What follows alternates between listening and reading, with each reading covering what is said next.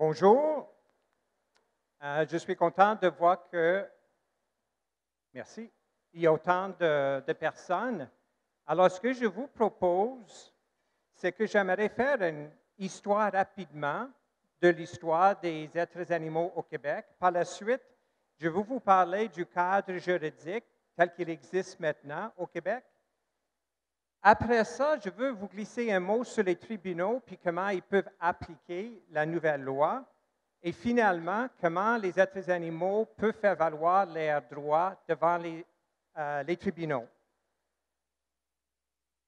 Alors, au niveau de la terminologie, vous allez voir que je vais parler de la loi BERSA. La loi BERSA, c'est la loi sur le bien-être et la sécurité de l'animal. C'est la nouvelle loi que je vais commenter.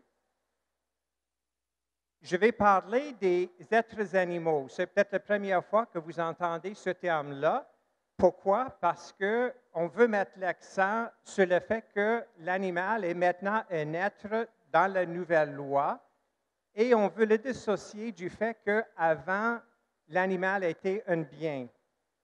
Souvent, on parle de l'animal comme étant une bête. C'est des appellations qui sont dénuées d'âme. Ça réfère à l'animal comme un simple objet. Donc, on veut s'éloigner de cette notion-là. Aussi, le terme animal a une connotation instrumentale, c'est-à-dire que l'animal est au service des personnes fréquemment à titre de l'objet de consommation. Un peu d'histoire. Saviez-vous que les êtres animaux n'ont pas été traités comme des objets dans l'histoire? En France, dans le 15e et 16e siècle, il y avait des personnes qui se plaignaient des dégâts commis par ce qu'ils appelaient des bêtes. Donc, il y avait des procès pour ces êtres animaux.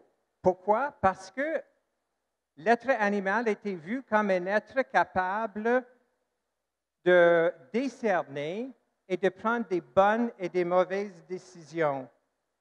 Alors, les tribunaux étaient d'avis que l'animal avait des capacités de discernement et qu'il pouvait être tenu responsable de leurs actions. Il y a des jugements qui sont écrits en France où les êtres animaux sont condamnés ou non, puis étaient représentés par avocat. Vous savez tous, vous avez entendu parler du Code Napoléon. Ça, c'était une législation du 19e siècle qui était fondée surtout sur les intérêts de la propriété privée, les successions. Ce qui est important, c'est que dans le Code Napoléon, qui a ses fondements ici au Québec maintenant, il y a 3 livres. Il y a des livres des personnes, les livres des biens, de la propriété, et puis comment on devient propriétaire. Les animaux ont été classifiés dans le livre des biens. Donc, ça, c'est notre point de départ qui explique pourquoi, depuis 400 ans au Québec, les êtres animaux sont traités comme des biens. 1866, on a le Code civil, et parce que le Code Napoléon, sur lequel nos lois au Québec sont fondées, ont classifié les animaux comme des biens meubles. Ça veut dire que c'est un bien, mais c'est un bien qui peut bouger. Et puis, le propriétaire avait un pouvoir presque exclusif sur son bien. Ça veut dire que le propriétaire d'un être animal pouvait s'en servir comme il jugeait bon, allant jusqu'à la destruction totale du bien. Ici, c'est vraiment l'événement le plus important. C'est décembre 2015 qu'on a changé nos lois dans notre Code civil et on a créé la loi BERSA que je vais vous exposer. Alors, décembre 2015, on a modifié notre Code civil. Je vais juste lire le premier alinéa parce que c'est ça ce qui est important. On dit « les animaux ne sont pas des biens ». Donc, on dit de façon claire, nette et sans équivoque qu'il y a une brisure avec les 400 ans de traitement des animaux comme des biens. Ils disent qu'ils sont des êtres doués de sensibilité et ils ont des impératifs biologiques ou des besoins essentiels. Alors, ce qui est important de retenir de ce changement de notre Code civil, c'est qu'il y a 4 principes juridiques qu'on peut identifier. Premièrement, les animaux ne sont pas des choses, ce ne sont pas des biens, ils sont des êtres. Qu'est-ce que ça veut dire d'être un être? Vous êtes tous dans un état d'être. Vous avez faim, vous avez chaud, vous avez froid. Vous êtes dans un état d'être. Alors, les êtres animaux, c'est des êtres selon la loi. Ils sont sensibles. Sensibilité, ça veut dire qu'ils peuvent ressentir des choses physiques, psychologiques et comportementales. Et ils ont des impératifs biologiques. Impératif biologique veut dire simplement des besoins essentiels. Donc, il y a vraiment trois principes qui sont importants à retenir. Les êtres animaux sensibles, ils sont des êtres, non pas des choses, et ils ont des besoins essentiels. Comment est-ce qu'on peut définir les besoins essentiels dans la loi BESA? On dit qu'il y en a 3 grandes catégories. Ils peuvent être d'ordre physique, physiologique ou comportemental. Je vais vous donner un exemple d'un besoin essentiel physique. Si vous êtes dans un marathon, vous allez, à force de courir, faire du muscle. Ça, c'est une définition de ce qui est visé par la loi quand on parle des besoins physiques. Physiologiques, le même coureur dans un marathon, à force de courir, va augmenter ses capacités de transférer de l'oxygène vers ses muscles. Ça, c'est une fonction physiologique qu'on dénote dans la loi. Et comportementaux, ça réfère au comportement, aux réponses à la stimulation et de l'environnement dans lequel l'être animal se trouve. Alors, voici la définition juridique dans la loi. On dit que c'est des besoins essentiels, comme je viens de mentionner, d'ordre physique, physiologique, comportemental. Puis, c'est intéressant parce que ce n'est pas limité à ces 3 facteurs. La loi dit que c'est lié à l'espèce, à la race de l'animal, à son âge. Est-ce que c'est un bébé? Est-ce que c'est un adulte? À son stade de croissance, la taille, le niveau d'activité physique ou physiologique. Encore une fois, on fait la distinction entre les 2 facteurs. La sociabilité avec les humains, par exemple, un chien ou une poule, ce n'est pas la même chose qu'un caribou. Ses capacités cognitives, ça c'est absolument important de souligner parce qu'il y a beaucoup de recherches maintenant qui dénotent que les êtres animaux ont des capacités cognitives qu'on n'avait jamais soupçonnées auparavant. Donc, ça, c'est la définition de besoins essentiels dans la loi qui n'existait pas avant la loi BESA parce que l'animal était un bien. Ce qui est important, c'est que dans la loi, le Québec a enchâssé les 5 libertés fondamentales qui sont universellement reconnues. L'Organisation mondiale de la santé a créé ces principes directeurs qui sont dans la loi. Donc, par exemple, l'absence de faim, de soif, l'absence de créer la peur ou la détresse pour l'être animal, l'absence de stress physique. On ne peut pas imposer de la douleur, des lésions ou la maladie. La loi québécoise va un peu plus loin, puis interdit aussi de causer la mort. Et puis finalement, la capacité d'exprimer les comportements naturels et propres. Qu'est-ce que ça veut dire? Un poisson doit nager, un oiseau doit voler, un chien doit marcher. Il y a par contre dans la loi BESA quelques exceptions, puis les exceptions sont importantes. Un, c'est au niveau de l'élevage industriel, et deuxièmement, c'est pour la recherche scientifique.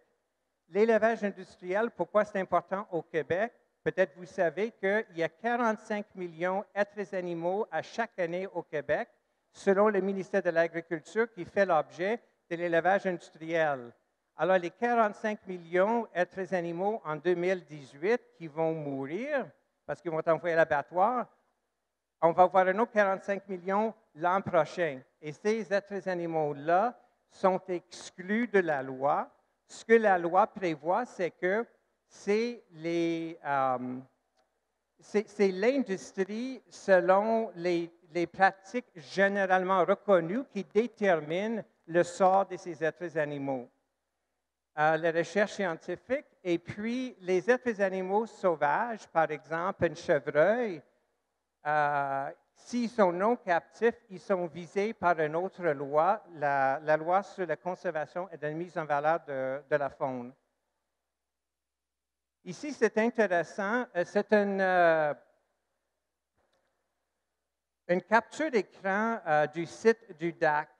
Et puis, dans la loi, tous les êtres animaux du même espèce n'ont pas le même sort. Je vais vous expliquer.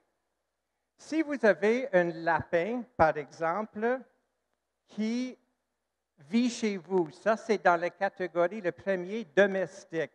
Il y a un régime juridique très robuste qui le protège. Si on prend exactement le même lapin et puis il va aller dans l'élevage industriel ou le même lapin qui est dans votre salon qui va faire l'objet de la recherche scientifique, il n'y a pas la protection que le lapin domestique a. En dépit du fait que c'est exactement la même espèce, c'est le même l'être animal, c'est les mêmes besoins essentiels qui existent. Le troisième lapin, c'est de la faune. Si le lapin vit dans une forêt au Québec, qu'est-ce que la loi prévoit? La loi prévoit que vous pouvez le tuer légalement, en conformité avec la loi. On appelle ça de la chasse. Et puis, si c'est un être animal, un lapin qui vient de l'extérieur du Québec, il y a un autre régime laconique qui s'applique. Donc, ce qui est intéressant de noter ici, c'est que dans la loi BESA, le législateur a créé 4 catégories des êtres animaux. Je vous rappelle qu'on a fait la même chose avec notre propre espèce. Pourquoi? Avant, les femmes avaient un traitement, les Noirs avaient un autre traitement, les gays avaient un traitement. Et puis, nous avons décidé que ce n'est plus valable de séparer notre propre espèce avec des critères arbitraires. On a aboli ça, mais pour les êtres animaux, ce même régime, cette même distinction existe, à tout le moins pour l'instant. Je veux vous glisser un mot sur la question de divertissement des êtres animaux. C'est important parce que, par exemple, le rodéo ou d'autres activités, il n'y a pas d'exception légale pour le divertissement ni le sport. Et la loi BESA ne tient pas compte des retombées économiques de l'exploitation des êtres animaux pour les fins de notre divertissement. Je vais vous donner un petit exemple des chevaux plongeurs. Je ne sais pas si vous avez vu les chevaux plongeurs à Toronto en 1907. Les gens prenaient des chevaux, ils les forçaient de monter en haut d'une cage et puis là, ils poussaient le cheval à tomber dans l'eau. Les gens allaient, ils payaient de l'argent pour se divertir. Alors, ce type d'activité n'est pas exclu de la loi, c'est des bonnes nouvelles. Aujourd'hui, je pense que l'acceptabilité sociale, en dépit de la loi BESA, l'acceptabilité sociale, je prévois qu'il y aura un grand consensus dans la société québécoise que ce n'est pas acceptable, mais la loi BESA de nos jours interdira une telle activité. Je veux vous parler du système juridique. J'ai expliqué rapidement c'est quoi la loi BESA. C'est fondé sur 3 grands principes. La sensibilité, 1. 2, le fait que ce soit un être. Et 3, que l'être animal a des besoins. Mais la loi est appliquée par les tribunaux. Donc, comment est-ce que les tribunaux vont appliquer la loi? Le système juridique n'a pas changé quand on a changé le statut des êtres animaux, des biens à des êtres sensibles. Comment ça fonctionne quand vous passez devant le tribunal? C'est que, premièrement, vous devez avoir une théorie, une position que vous voulez faire valoir devant le tribunal. Deuxièmement, le juge doit décider est-ce que ma théorie à moi ou la théorie de mon adversaire est plus probable. Et puis, troisièmement, le tribunal doit décider, quand ils vont appliquer la loi BESA, est-ce qu'il y a des éléments de preuve qui sont admissibles ou non? Souvent, vous entendez parler que telle preuve n'était pas admissible, alors le juge ne peut pas le considérer. Et puis, troisièmement, la valeur probante. Qu'est-ce que la valeur de qu'est-ce qu'on réussit de rentrer en preuve? Je vais vous expliquer l'importance de ces facteurs-là pour l'application de la loi BESA. Alors, à cause de la façon que les tribunaux fonctionnent, le tribunal a créé ce qu'on appelle une présomption légale dans la loi. Je vais vous expliquer qu'est-ce que c'est. Si, je vous donne l'exemple d'une femme enceinte. Une femme enceinte qui est congédiée, en absence d'une présomption, légalement, elle doit prouver que si son employeur a mis fin à son emploi, elle doit prouver que l'employeur a mis fin à son emploi parce qu'elle est enceinte. C'est ça les règles normales. Donc, elle a le fardeau de prouver qu'elle a été mise à la porte parce qu'elle était enceinte. Dans le cas d'une femme enceinte, le législateur a créé une présomption, c'est-à-dire que si une femme enceinte est congédiée, pour le tribunal doit conclure qu'elle a été congédiée parce qu'elle était enceinte. Donc, vous voyez, ça change beaucoup comment on procède devant le tribunal. Et l'employeur doit répondre en disant, bon, la femme n'était pas bonne, il y avait des troubles, il y avait des problèmes de performance. Mais ce n'est pas la femme qui a le fardeau. On a le même type de présomption dans la loi BESA. Et ça, ce n'est pas un détail technique, c'est très important. Parce que ce que le législateur dit, c'est que si nous sommes en présence d'un être animal, puis ses besoins essentiels ne sont pas rencontrés, ça veut dire qu'il y a une présomption et l'autre partie, notre adversaire, doit montrer pourquoi les besoins essentiels ne sont pas compromis. Dans la loi, on a une protection renforcée pour les êtres animaux. Donc, par exemple, il faut que l'être animal ait de l'eau, de la nourriture, il faut qu'il soit protégé contre la chaleur et le froid. Il doit avoir les soins nécessaires s'il est blessé, malade ou souffrant. On ne peut pas faire causer de la mort ou des lésions graves. Dès qu'on peut démontrer que ces soins-là ne sont pas rencontrés, il y a une présomption que le propriétaire ou le gardien de l'être animal n'a pas répondu aux besoins de son être animal et il doit présenter de la preuve devant le tribunal pour convaincre le juge qu'il n'a pas contrevenu aux besoins de son être animal. Donc, vous commencez à voir comment c'est important, les règles ont changé au bénéfice de l'être animal. Souvent, le législateur va créer des exceptions ou des présomptions. C'est plutôt rare. On le voit, par exemple, la loi sur la protection de la jeunesse. On a ce type de présomption pour une femme enceinte, pour les êtres animaux, parce que c'est considéré d'être des situations de vulnérabilité. Alors, dans le nouveau cadre juridique, où l'être animal n'est plus un bien, il a c'est un être doué de sensibilité et il a des besoins essentiels. La nouvelle loi va avoir un impact dans plusieurs domaines de droit. Le premier, c'est les lois provinciales et les règlements municipaux. On a vu la loi BESA a joué en partie son application dans les contestations judiciaires pour les pitbulls à Montréal. Droit de la famille. Quand il y a une séparation ou un divorce, parce que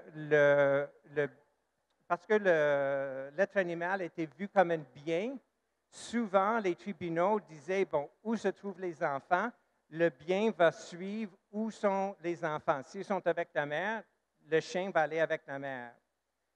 Dans le droit de la famille, maintenant que l'être animal n'est pas un bien, mais un être vivant qui a des besoins, le tribunal pourrait arriver à une autre conclusion. Qu'est-ce qui est la meilleure chose pour les chiens et pas nécessairement pour les enfants? Les testaments et successions, avec la loi BESA, il est prévu qu'on peut maintenant créer des dispositions pour répondre aux besoins de notre être animal, interdire l'euthanasie ou de créer un fonds d'argent en notre absence pour s'occuper de l'être animal.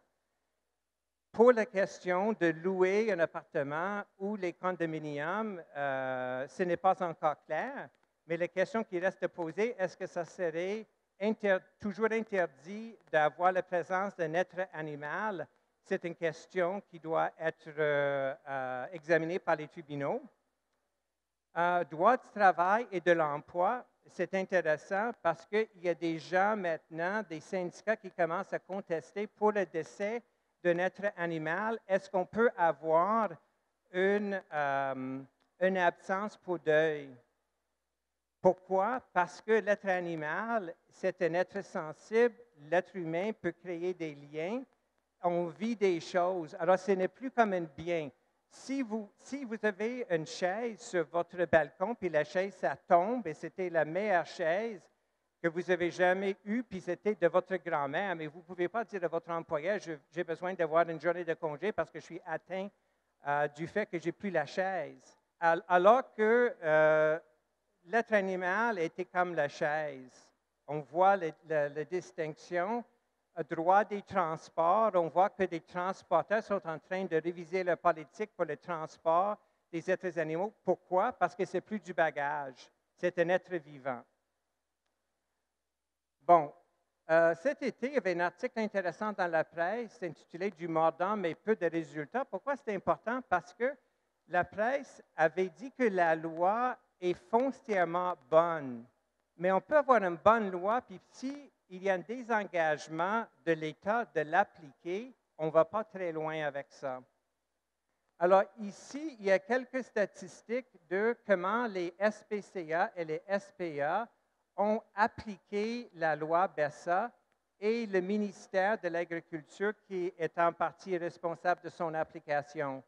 Et ce qu'on voit, ce qui est important de noter, c'est que c'est le MAPAC qui a le plus grand nombre de visites, le plus grand nombre d'avis de non-conformité, le plus grand nombre de prises de possession et de condamnations, plus que les OSBL, qui sont les SPCA puis les SPA. Pourquoi c'est important? Parce que dans l'application de la loi, si c'est entre les mains du MAPAC et il ne l'applique pas correctement, ça ne protège pas réellement les êtres animaux. Alors, il y a un dilemme avec la nouvelle loi, c'est-à-dire que l'interprétation de la loi devant les tribunaux doit être faite de façon adéquate avec un financement nécessaire de la part du gouvernement.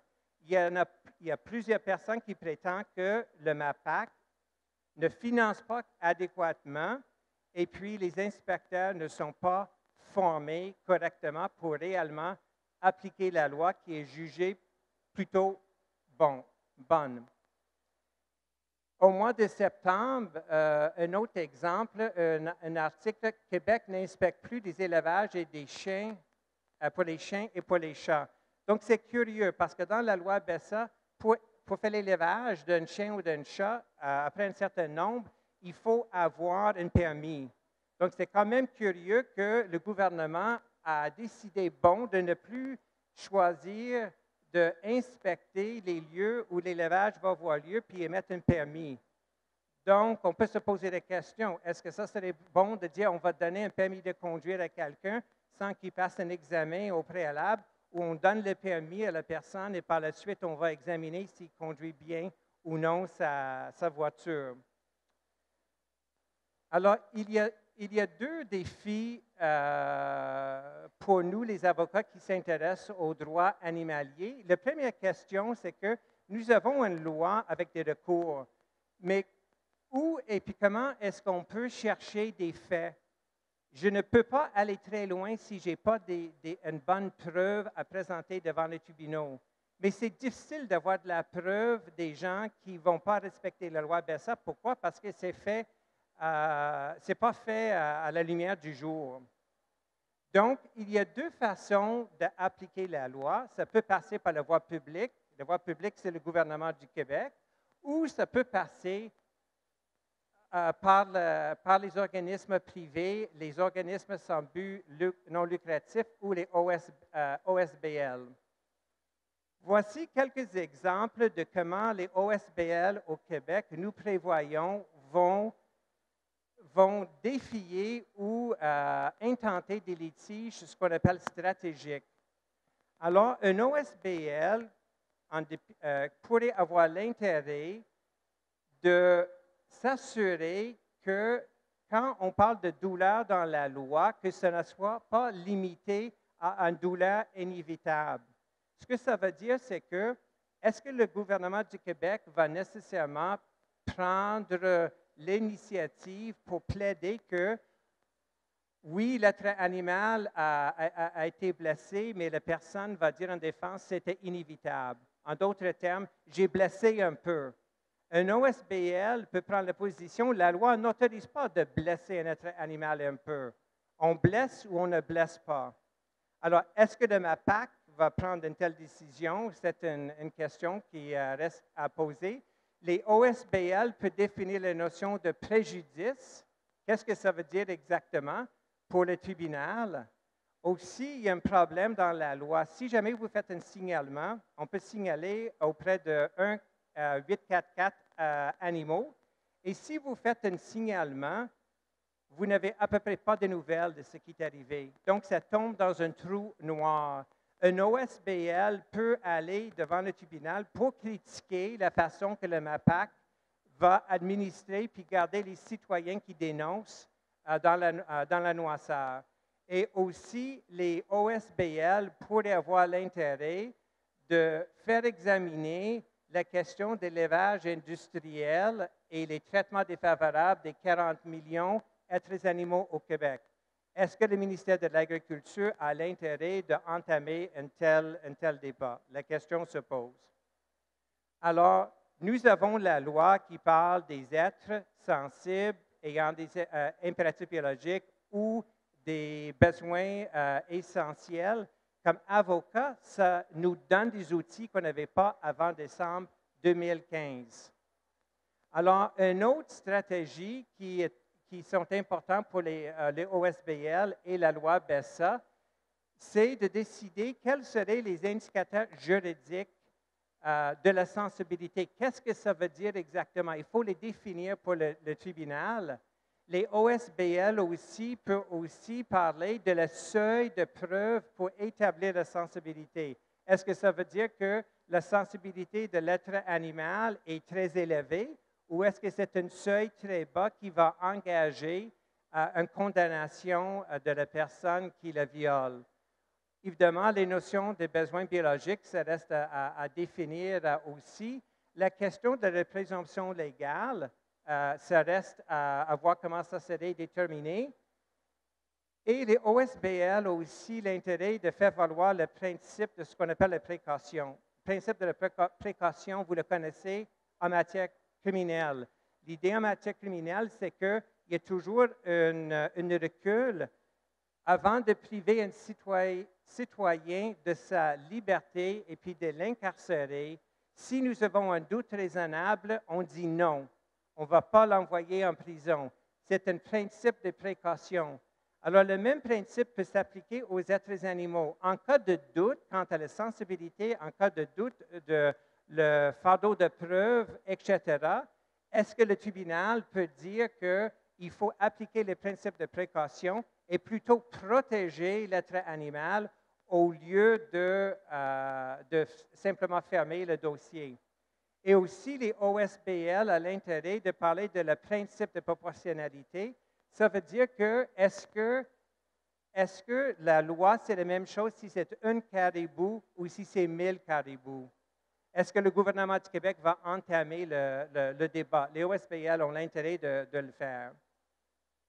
Alors, dans la loi, on parle de est-ce que l'être animal, c'est un sujet ou objet de la loi? Ce que ça veut dire, c'est que chaque individu assis ici dans la salle, vous êtes des individus et vous avez des droits. Les êtres animaux ou des choses n'ont pas de droits, ils sont des objets. Donc, il pourrait avoir un débat entre le statut de l'être animal. Est-ce qu'il va tomber dans la première catégorie où il a des droits, comme nous avons tous des droits, ou est-ce qu'il va être classifié comme un objet? Là, vous allez dire, mais comment est-ce qu'il peut être classifié comme un objet? Parce que la loi dit que ce n'est pas un objet. Sauf que c'est l'interprétation par les tribunaux qui va décider le sort de l'être animal, d'où l'importance d'avoir des OSBL qui vont bien plaider, présenter de la preuve pour chercher des décisions pour protéger les êtres animaux. Alors, en conclusion, la nouvelle loi, on voit la question de l'émergence de ce que j'appelle la considération morale. La considération morale s'applique seulement à des êtres sensibles. Si je prends un objet et je veux le détruire, l'objet, ça m'appartient, puis il n'y a personne ici qui peut s'objecter à ce que je veux faire avec mon objet.